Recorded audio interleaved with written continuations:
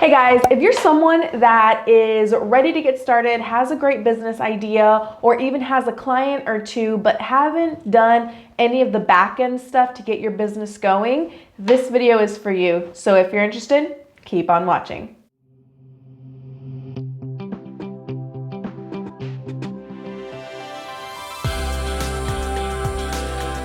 So before forming any type of business entity, whether it be an LLC, a partnership, etc., I always recommend that you guys test your concept. So you may have a client and your business idea may be a great idea, but if there's not a market for it, if there's not people wanting consistently your product or service, then you really don't have a great business yet.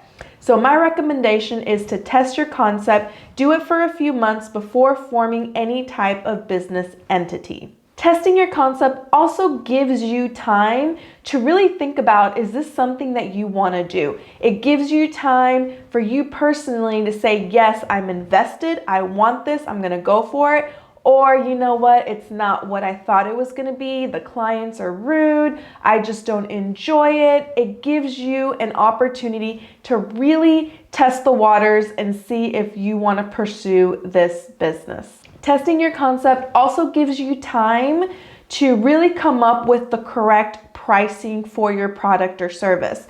So your first service that you do with your first client may be a little bit cheaper. One, because you need the experience, and two, because you really need to figure out how long this is going to take. So let's do an example. Let's talk about someone that provides a service. So let's say you're a marketer and you provide marketing services and you just acquired your first client. You need to figure out how long it's going to take you to do the marketing for your first client. So what I always recommend people to do is to get a timesheet. So do a timesheet for yourself every day, every week, or every time that you work on this client, and start tracking how long it takes you to work on this account. And once you have completed the work for your client, I want you to really analyze your numbers. So let's say you had to purchase stock images, you had to purchase audio for the videos, and at the end of the project, we need to figure out how much you actually made. So let's run some numbers. So let's say you netted $1,000 after all of your direct costs. And let's say you were diligent and you tracked all of your time for this project and it took you 85 hours to complete this project for your client. I want you to divide that $1,000 by your total hours worked, which was 85. So once you've done that, then that's gonna give you your hourly rate. So essentially you worked on this project for $11.76. Now it's still above minimum wage, but was it really worth it?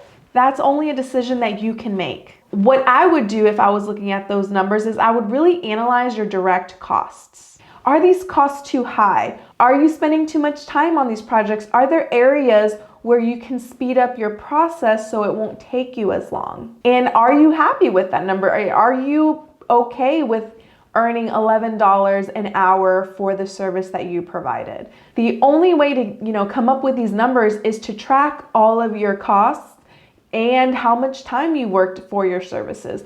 And then from there, you can make adjustments. You can say, okay, I priced this way too low. I need to bump this up $100 or $200, and you're still competitive with your competitors, so you still are able to obtain new clients. So all of this information, all of these questions and analysis are things that you have to do even before you have a few clients. Before we move on to the next step, if you haven't, please consider subscribing. Your support means the world to us. Our channel is slowly growing, and I want to thank everyone that has joined our community and has subscribed to our channel. You guys are awesome, and we can't wait to bring out more strong content for you guys.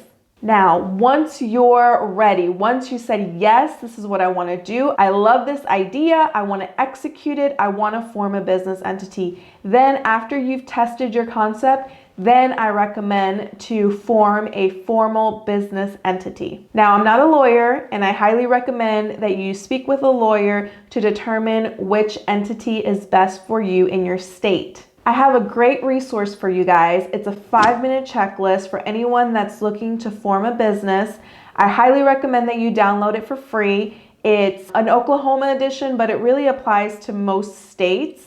So I recommend you guys check that out. So in my checklist, I talk about business goals. So once you've decided to go all in into your business, what are the goals that you want to achieve for your business? Also give you the link to how to apply for an EIN. An EIN is simply, think of it as a social security number for a business. So it's your tax identification number.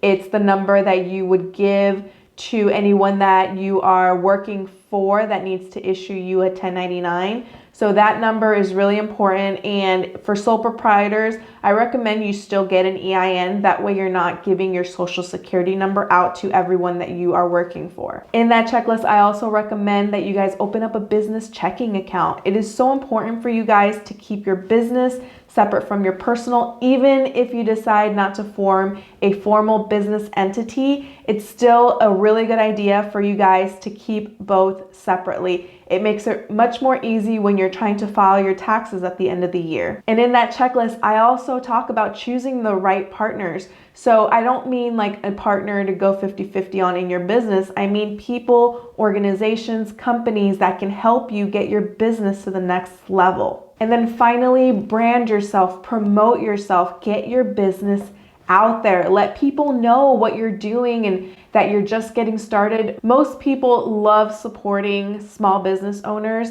So if you have a great idea and you have someone telling you not to do it, I would still try it out anyways. Test your concept, see if it works, if you get clients, and if you're starting to gain traction and momentum, then take formal steps to creating a strong organization. Choosing your right partners is essential for that. So for us, we provide accounting and bookkeeping services to our clients, and we really dig deep into their finances, especially when they're getting started, and we prioritize what's important for the organization now and what can wait. So if you're looking for guidance, support, help, schedule a consultation with us. An hour is really all you need to get started, to get on the right foot. It doesn't cost very much. I'm going to leave my details down below. If you want to check out our website, that's great. I hope you found this video helpful. If you did, please give it a like, subscribe to the channel if you haven't, share it with a friend, and I'll see you in the next one.